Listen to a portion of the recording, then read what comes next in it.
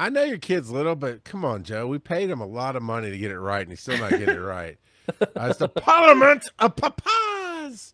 So here we go. Ooh. This plays right into your lane. And the Parliament of Papas, we try to solve the problems of the world that really can't be solved. So the problem is Gen X really the best generation? And do these kids these days really not want to work? Yes and no. That's the answer. Hit the gavel. We're done. Yeah, that's the answer. That's the short version. The long version is yes, the Gen X is absolutely the most awesome generation that there ever was that existed on this planet Earth. God bless all of us. We were actually a much larger Joe, generation. that's my generation. You're a little millennial. No, you don't count. I know. All right. Yeah, cool. There was actually a lot more of us. Can I be adopted as a Gen X? No. See, this is the situation. We were the forgotten generation. Now we're the generation that nobody can forget. And everybody wants to be part of us because all of a sudden somehow we were cool. But you can't actually be Gen X without experiencing the life of a Gen X. And it's not just about that latchkey situation. It's about everything else. It's about the fact that warning labels really exist because of us. There are actually a lot more Gen Xers. There are a lot fewer now. And every one of those warning labels is attached to a Gen Xer that didn't make it because of their own bad decisions. The FAFO, if you will. So are we the best generation? Of course we are. There's no question about that at all. But do kids these days really not want to work? Yes and no as well. I think that every generation, 2 generations before that generation, looks down at the current generation in spite because they don't do things the way that the earlier generation does it. And we're doing that right now. We're in some sort of position of power. I don't know how that happened. We actually don't even care. We are Toys R Us kids. Yeah, we don't actually care whether we're in power or not. That's one of the beauties of being a Gen Xers. We don't really care. But we see the work ethic and the way that the younger generation is doing things to be detrimental to themselves because we think that they should all be like us. And the fact of the matter is they can't be like us because they're not in the same situation as we were in. Thankfully. They don't have parents who are, the first dual income families of existence, right? Because before us were the boomers and their parents were a single income family and the mom always stayed home and she, took care of the kids and that whole keeping up with the Joneses situation, that doesn't exist anymore. And we were the first ones to have both of our parents at work. So that's why we were latchkey kids. And now we have the helicopter parents that are existing today that are all up in their kids' business. And so they're never going to be like us. And this is going to happen with every generation going forward. There's always going to be a change in the way that they're reared, the way that they're raised, the situation that they grow up in, technology that they're involved in, that are going to cause that generation to be treated differently as they're being reared. And there's always going to be that older generation that looks down on them in spite for doing it differently because we think we were the best. So do these kids really not want to work? I think that's a good thing, their work ethic. I think that the way that they value other things in life rather than work is good. We can learn a lot from them. In fact, we already have. I think the pandemic changed the way that Gen X thinks about work. And the reason that it changed is because the millennials and the Gen Zs just threw their hands up and said, no, we're not going to do that. Right. And it gave us that opportunity to reflect being sitting at home in the pandemic and everything changing. And now there's a lot of Gen Xers who have said, no, I'm not going to work myself to death like I used to do because I see that these younger kids are doing it and they're getting away with it. And the work environment has to accommodate them so they can accommodate me as well because of the way that they're changing that dynamic. Places of employment are having to change to adapt to Gen Z. There's no reason that what they're doing isn't a good thing. By creating a more work-life balance. I mean, we Gen Xers, and I can go out about this forever, we Gen Xers, we lived to work, right? Yeah. That was our goal, our career was our goal. That was the thing that we wanted to achieve because we wanted to produce for our family, we wanted to sustain them, etc. Wanted to buy nice things. These new generations, they work to live. And the priority is different there. Right. Our priority was to work. Their priority is to make a livable wage to sustain themselves and have a good life. Yeah. Ours was different. So there's a lot of things that we can learn. And I know I spend a lot of my time criticizing them, but there's a lot of things that we can learn from the way that they're doing things that are beneficial to us still, even as in the age that we are as Gen Xers. So The answer is yes or no on both questions. It just depends on how you're looking at it. Yeah, I've got a bunch of people that I work with that are older and approaching retirement age, and they're older. I'm working programming; it's my day job, and they support some of our older legacy systems because that's what they learned, that's what they know, and some of their managers are wanting them to learn some newer programming languages, and a lot of them, their attitude is, I'm about to retire. Why would I learn something new? Yeah, they're like, there's no point. At this point, I could technically retire now, or I could retire in a few years, and so yeah, they're getting that mentality that they don't need this job other than to support their lifestyle, and I fully support them in that mentality, to be honest. I saw a great thing. I'm a lot on TikTok. I like to consume my media there. And it was an interview. I wish I could remember the guy's name. He's a great motivational speaker, as he's a new age motivational speaker. And like he's coming up today, and he's got a lot of great different insights.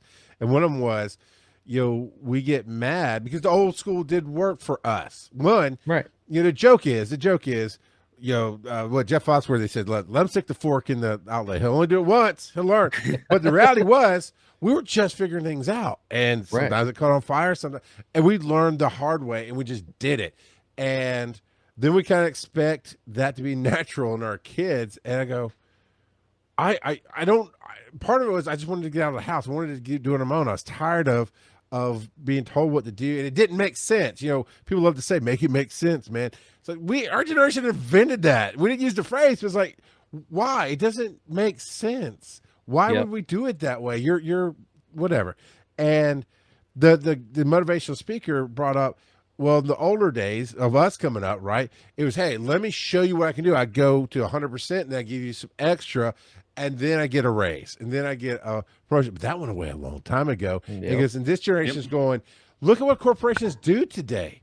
They ask you to do a whole lot more than they're paying you to do, and then they may just cash out and go away. They may go bankrupt and go away. And they're not loyal to you anymore. Yeah, they've got the corporations aren't loyal to their employees, and they wonder why the employees aren't loyal to them anymore. The values, right? It's the values that have shifted, right? You can't a business cannot be loyal to a person because it's a thing, but people in the business can say, what are our value sets? And yes, and there was an influx to a certain point that we can just hire new people today. You're getting close to retirement. We're going to let you go, so you have to pay retirement. And we'll hire 2 more young kids to come in because they got more energy, blah, blah, blah. But the attitude today is, no, I'm doing the job that you want me to do. Give me the raise and I'll show you what I can do. And that makes sense. But the other paradigm that has changed is there's not as much of an available workforce anymore either. Right. We are now in a situation where the repopulation rate is slowing significantly and fast. Right. We're not having as many kids as we used to have when we were kids. And so that's going to be less people in the workforce. And when there's less people in the workforce, there's more jobs and less people to fill them. So the advantage shifts to the labor force.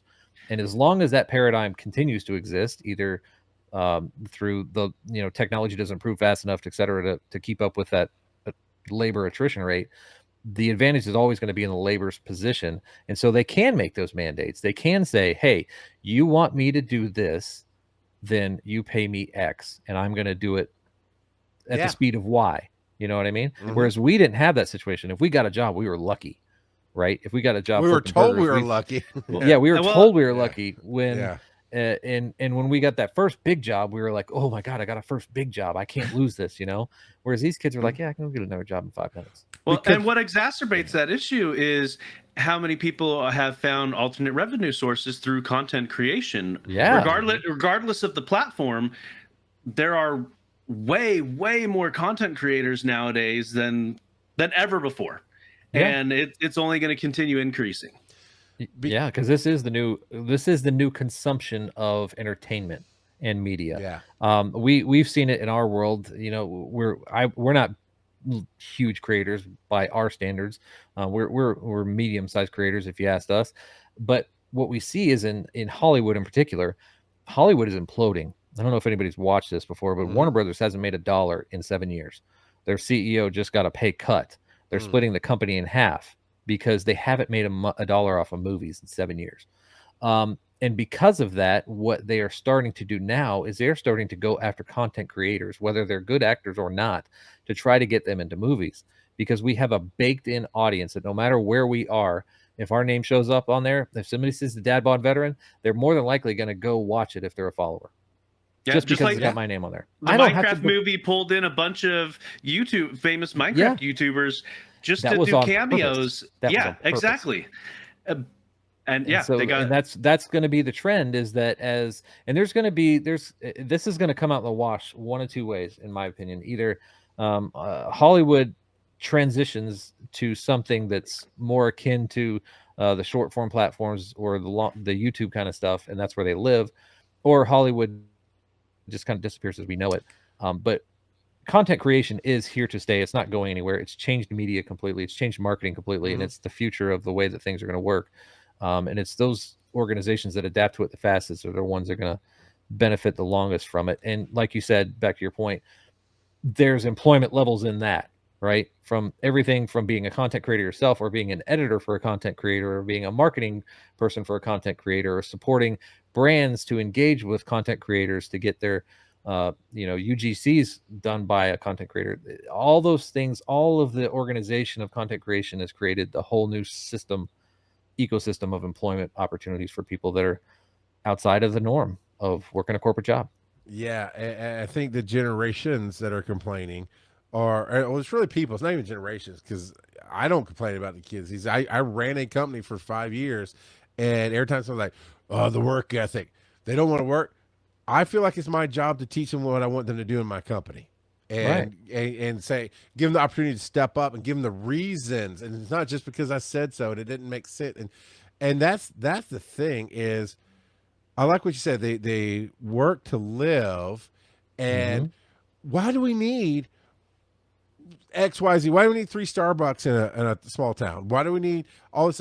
There are people who will love to cook. There are going to be people who want to do fast food. There's going to be people who always want to farm. There's always going to be people who love what they do. We don't have to have 15 different versions of a hamburger place just because we can. And that's where it's like everything's dying. It's like because we're oversaturated.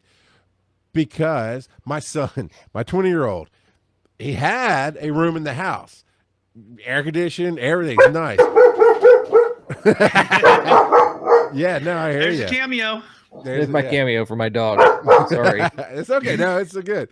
It's all good. It really is. It's that's the kind of show we are. It's all, life is life, and that's what we do here. But we built in a little 8-foot by 8-foot wooden shed for him to have his own space, right? We moved his TV out there. We gave him, some power. Not much. It's just a little bit, just drop cord, right? He ended up moving his bed and everything. He lives in that 8x8 shed because it's simple and it's his. And I admire that in him. I'm like, that's cool, because you're not going to leave the house like I left my parents' house and I moved into my first apartment and went, holy crap, I can't afford internet. I can't afford TV. I can't afford all this stuff. Mama, where are you at? They do. I think the humans will be, if they see a world they want to get into, they'll get into it. Yeah. And then that's on us to, hey, we want this to happen. We got to make it happen. Give them an opportunity to show up and show out. But as far as the greatest generation, I kind of think we are, because look at the music that we produce in our generation, right? Yeah, look at it's coming back. And my kids, of course, were all raised on it. But their friends were like, "Oh yeah, I've heard that and this and that." You hear something come up on the radio, and it could be new to them, and like, this is amazing, and it's really cool that way. And the TV shows, that keeps cycling them back. Friends was a Gen X show, and yet it keeps coming back through. Really, it was in Living Single, whatever, but Living Color, all that stuff, all that stuff. But so it is. Of course, I don't think my generation is great, but I'm watching my kids, and they don't have that desire to go out and do things on their own. And that, for 1 minute, I was like, why not? I've raised them to go do things. As because I've built a nice house for the environment, a nice environment for to live in. I support them, and they realize how good it is. Yeah, and I get to work from home, so both parents are in the house versus both parents being out of the house. Oh, not all the Yep. time. You know, my wife works some, blah blah. But we've almost been this generation of going. I don't have to do a 9 to 5. Let's figure out how we're going to be happy making our own money, doing that. And it is very interesting. Joe, you know, I know you're millennial. Do you have any arguments against why we're the best? I think every generation has lazy people and hardworking people, and it's not exclusive to any one generation.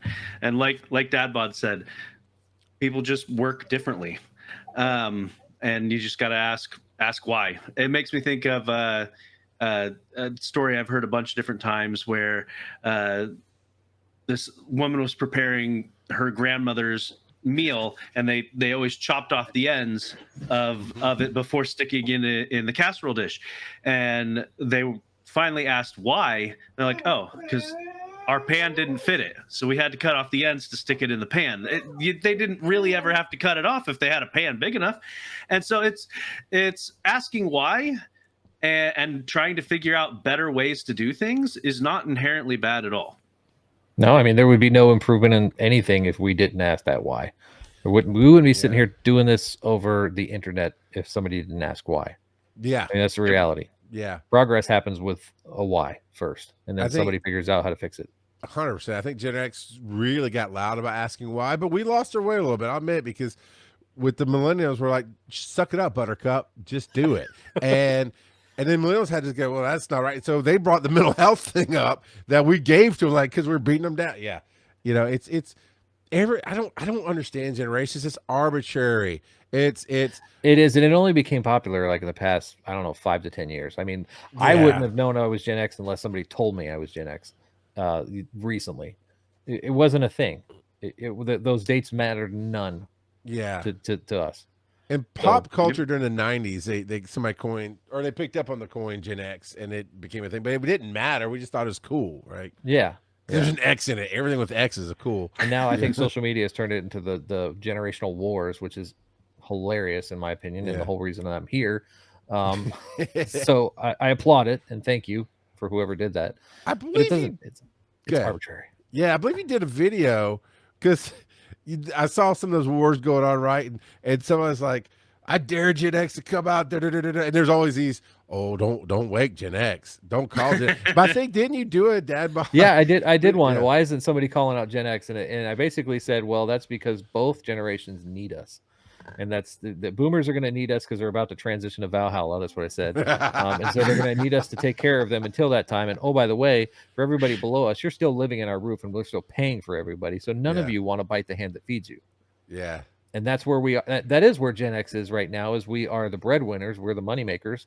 We're in the prime of our lives. Our kids are getting older and should be going off into the world and doing whatever they're supposed to do, but they're not. They're still attached to us, and they're still needing our support for all the things. And the boomers are getting old, and so we're taking care of them at the same time. So nobody's going to pick a fight with the guy who pays the bills. Yeah, or if they do, at least if they're smart. Yeah, yeah. If they don't, they're smart. Yeah, and we definitely have a don't give a damn. It's not really. Yeah, we don't care. We don't That's care. The other thing. We were raised different, and we're a little bit rough around the edges, and we may be the ones that hurt you bad. Yeah, we have the words to do it too. That's the thing.